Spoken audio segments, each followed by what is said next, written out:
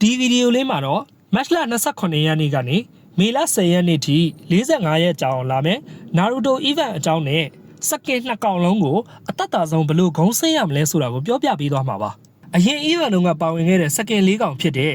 ဆာကူရာ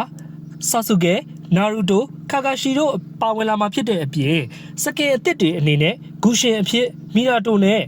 ဂျူလီယန်အဖြစ်အီတာချီတို့ပါဝင်လာမှာဖြစ်ပါတယ်event shot ထဲမှာတော့စကင်တွေကို point 1200နဲ့လဲလှယ်လို့ရမှာဖြစ်ပြီး draw reward တွေအနေနဲ့ကတော့20 drawမှာ free token တစ်ကပ်60 drawမှာ gift item ပေါင်း5ခု130 drawမှာ free token 10ကပ်160 drawမှာ point 100 190 drawမှာ point 180တို့ရရှိမှာဖြစ်ပါတယ်Premier Supply အနေနဲ့ကတော့ Phrase 1က April 3ရက်နေ့ကနေ April 9ရက်နေ့အထိ9ရက်ကြာအောင်လာမှာဖြစ်ပြီး Free Token တွေအနေနဲ့ကတော့ Login ဝင်ခြင်းအတွက်1ကပ် Diamond ဖြည့်ခြင်းအတွက်2ကပ် Diamond 50ဖြည့်ခြင်းအတွက်2ကပ် Diamond 100ဖြည့်ခြင်းအတွက်8ကပ် Diamond 250ဖြည့်ခြင်းအတွက်8ကပ် Diamond 100အသုံးပြုခြင်းအတွက်4ကပ် Diamond 250အသုံးပြုခြင်းအတွက်4ကပ်ဆိုပြီးစုစုပေါင်း Free Token 29ကပ်ရရှိမှာပါPhrase 2ကတော့ April 10ရက်နေ့ကနေ April 14ရက်နေ့အထိ9ရက်ကြာအောင်လာမှာဖြစ်ပြီး Phrase 1တုန်းကအတိုင်း Diamond 250ဖြည့်253နဲ့ Free Token 29ကပ်ရရှိမှာဖြစ်တဲ့အတွက်စုစုပေါင်း58ကပ်ရရှိမှာပါကဲ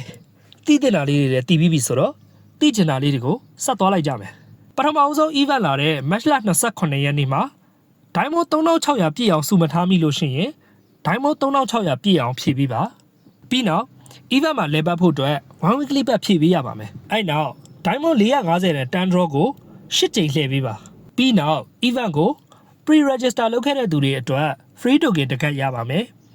အဲ့နေ့မှာပဲအကြိမ်20ပြည့်သွားပြီမို့ free token တစ်ကပ် draw reward ကနေရပါမယ်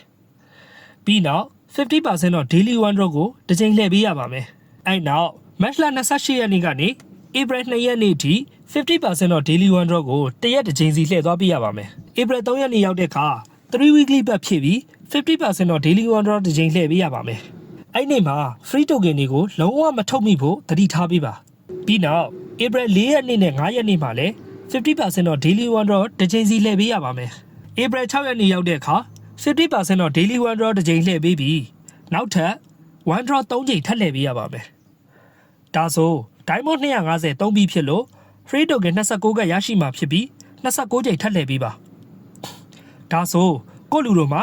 124ကြိမ်လှည့်ပြီးဖြစ်သွားပါပြီ April 9ရက်နေ့ကနေ April 9ရက်နေ့ထိ 50% တော့ daily one draw ကိုတစ်ရက်တစ်ကြိမ်စီပုံမှန်လှည့်သွားပေးပါ April 10ရက်နေ့ Phrase 2လာတဲ့အခါမှာတော့3 weekly bet ဖြည့်ပြီး 50% တော့ daily one draw တစ်ကြိမ်လှည့်ပေးပါအဲ့နေ့မှာ free token တွေကိုလုံးဝမထုတ်မိဖို့သတိထားပေးပါ April 17ရက်နေ့မှာလည်း 50% တော့ daily one draw တစ်ကြိမ်လှည့်ပေးပါ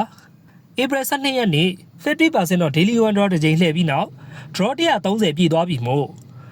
ဒီ draw reward ကနေ free token 10ကပ်ထပ်ရတယ်ဖြစ်တဲ့အတွက်10ကြိမ်ထပ်လှည့်ပါမယ် April 13ရက်နေ့ 50% တော့ daily one draw တစ်ကြိမ်လှည့်ပြီးနောက် Phrase 1တုန်းကအတိုင်းနောက်ထပ် one draw 3ကြိမ်လှည့်ပေးပါအဲ့ဒီအခါ Diamond 250လဲ3ပြီးဖြစ်သွားပြီမို့ free token 29ကပ်လုံးထုတ်ပြီးလှည့်ပေးပါအဲ့ဒီအချိန်ကိုလူတို့က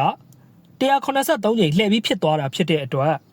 ဒီ draw reward ကနေ point 100ထပ်ရရှိပါလိမ့်မယ်အဲ့နောက် April 14ရက်နေ့ကနေ May 10ရက်နေ့ထိစက်တိုက် 50% တော့ daily one draw တစ်ကြိမ်စီလှည့်သွားပြီးတဲ့အခါအကြိမ်200ပြည့်သွားပြီမို့ဒီ draw reward ကနေ point 180ထပ်ရမှာပါဒီလို event လှည့်နေရင်ကြားကနေ